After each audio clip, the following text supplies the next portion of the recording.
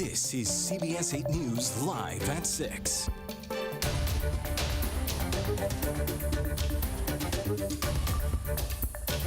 We begin tonight with breaking news. Right now, fire crews are battling a house fire in National City. It started at a home.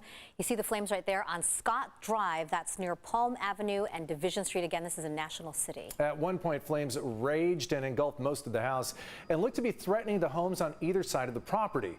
Right now, we don't know how the fire started or if anyone has been hurt. We are making calls to find out more. We will bring you more as we get it, and stay with us on air and online at CBS8.com.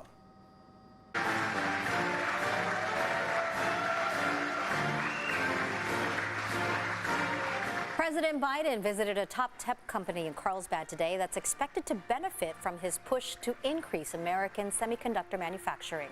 Right now, the president is on his way to Chicago to rally Democrats ahead of Election Day next Tuesday. But before leaving San Diego, the president made a stop at ViaSat, a technology company in Carlsbad that employs many veterans.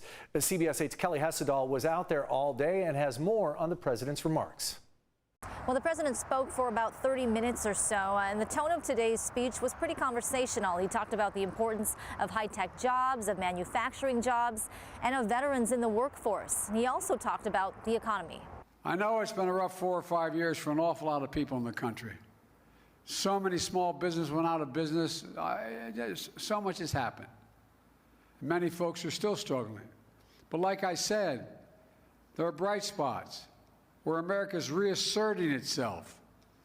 Look around at all of you and our nation veterans. I've never been more optimistic about our future.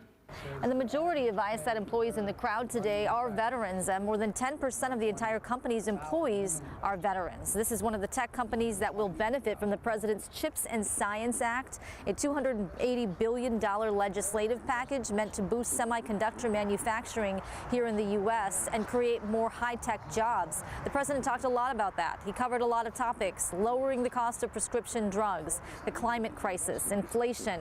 And we also heard from Congressman Mike Levin, the president showing his support for him ahead of Tuesday's midterm elections. Now, Mayor Todd Gloria, we caught a glimpse of him taking a photo of Congressman Scott Peters. Security obviously very tight here today, lots of Secret Service. At one point, the president took time to talk to some of the employees, shake hands with them, and he also took some selfies. He ended his speech today with this. Look, our best days are ahead of us. They're not behind us. We just remember who in the hell we are. We're the United States of America. There's nothing, I mean it, there's nothing beyond our capacity, nothing beyond our capacity if we work together.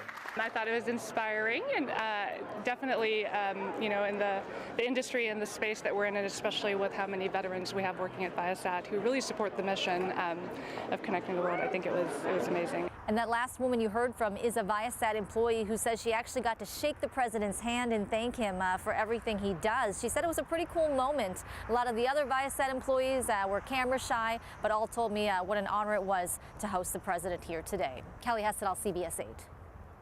Thanks, Kelly. A popular local beach is now closed for 2 days because of a shark attack. Lifeguards in Del Mar say a woman was in the water with another swimmer when a shark bit her.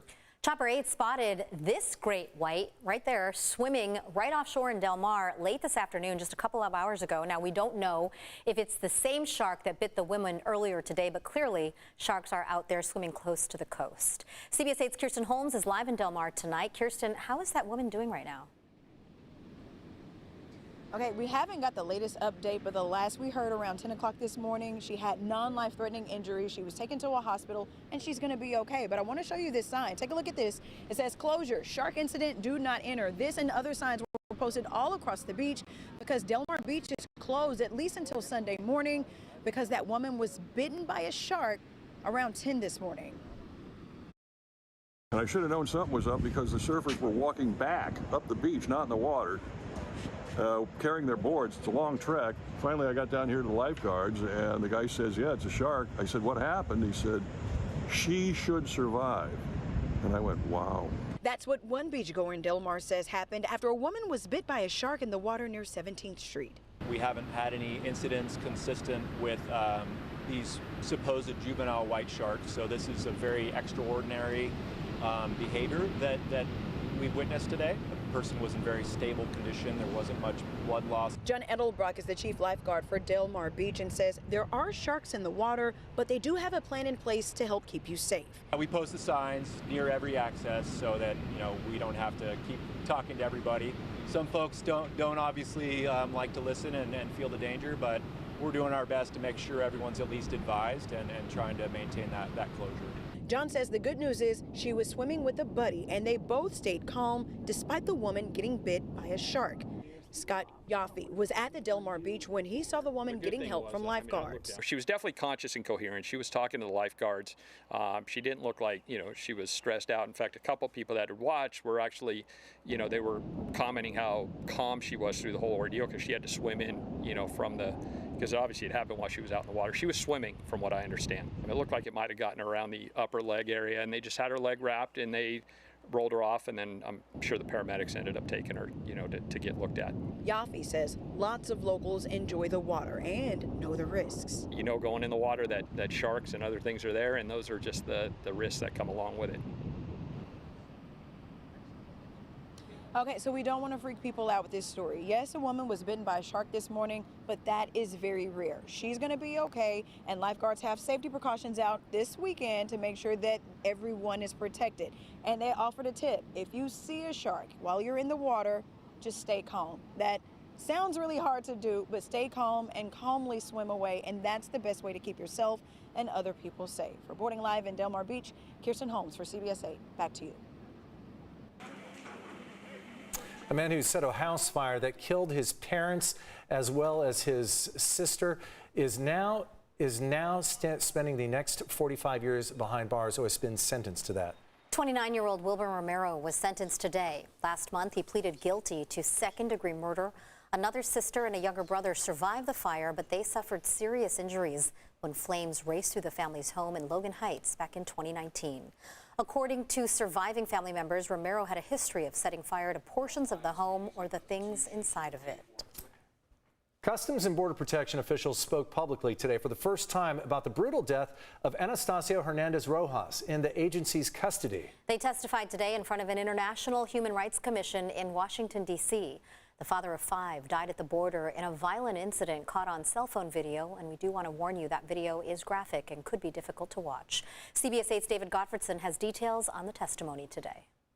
Oh my God. The disturbing video shows Anastasio Hernandez Rojas in 2010 being tased multiple times and kneeled on while he was handcuffed on the ground by customs officers at the San Ysidro border crossing. The longtime San Diego resident was being deported after an arrest for stealing groceries. He died of a heart attack after the assault. At least 8 CBP and ICE agents punched, kicked, dragged, tasered, hogtied, and kneeled on Anastasio's neck and body, while at least 9 additional agents, so 17 in total, and dozens of onlookers watched. Today in Washington, D.C., the Inter-American Commission on Human Rights took testimony from attorneys representing Hernandez Rojas's family, including his widow, who also testified. In 2017, the family settled a lawsuit against the U.S. government for $1 million.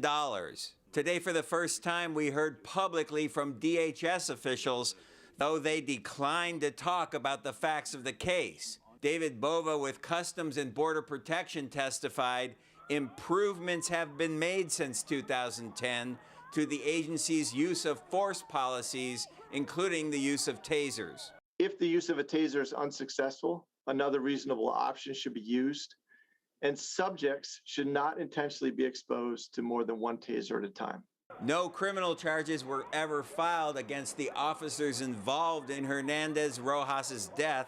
The family's attorney said that's because the standard for use of deadly force in the United States is lower than the international standard, which requires an actual threat to the officer's safety. U.S. law does not turn on whether the officer was threatened, but rather if the officer perceived a threat. That is how, in the United States, beating and tasering a man handcuffed on the ground is deemed objectively reasonable. The family is demanding an apology from the U.S. government. They want a reinstatement of the criminal investigation, and they want reforms in use of force policies. David, this is an international human rights commission, so do they have any authority to order the United States to make any changes? They do not have that authority, but they can make recommendations, and the U.S. government takes human rights violations very seriously. The commission is expected to issue their findings at the beginning of next year. All right, David, and we'll wait for that report. Thanks so much. People who live in a Point Loma neighborhood are worried about reckless drivers zipping through a crosswalk and stop sign, causing crashes and close calls. A man who lives there says he's called the city for help to no avail. So he reached out to us. CBS 8's Abby Alford is working for you and checks in with the city on the steps it says it will take to make this crossing safer. There's a stop sign and a crosswalk, yet neighbors say that there's drivers speeding through the stop sign all the time, just like you saw. They say that there's near crashes, and they've begged the city for safer options. We're working for you to find out how they're answering those calls. There we go. Drivers zipping through a posted stop sign during the day. This is constant all day long. The frustration grows into the night. This woman's neighbor emailed CBS 8 his concerns about reckless cars on Nimitz Boulevard heading east onto West Point Loma Boulevard. And when these people don't stop, like this gentleman did not do just now, they can't see people turning off of that street. And so there's constantly almost accidents. Neighbors in Point Loma say that they've witnessed crashes. They hear screeching and braking. Nice. And they've had too many close calls walking their pups across the street to Dusty Road's dog park. It's frightening trying to cross the street with my dog. Neighbors say they've filed Get It Done reports with the city and emailed the traffic department, who told them they've requested police enforcement. Some kind of flashing lights to say that you have to make a complete stop here or just get rid of the ramp completely. We emailed the city to find out what's being done to make this a safer on-ramp. A spokesperson for the city responded to our email. First, pointing out what has already been done. 1, multiple stop-ahead signs on the approach to the stop sign at the crosswalk. We saw those signs. 2, a clearly visible stop sign on the left side of the approach. We saw that as well. And finally, a clearly marked yellow Continental crosswalk and limit line. We see that too. They add, by the end of this year, we will install a stop sign on the right-hand side as well. But if it's pitch black at night, neighbors say they can barely see anything or anyone. The city says streetlights are awaiting funding for this location. Frustrated neighbors say until something's done, they'll have to police the ramp themselves. Stop!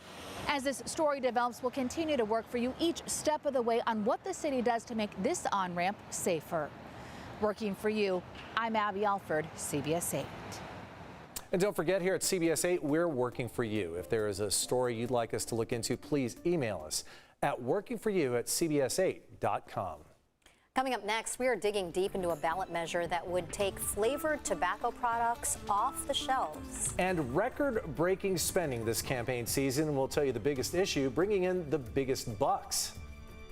And a beautiful evening in San Diego. Take a look at the sunset behind me. It is absolutely gorgeous. Clouds starting to move in a little bit. Temperature in downtown San Diego right now, 63 degrees. A little chilly tonight. We do have rain on the way. I'll tell you how much and when it's expected to arrive.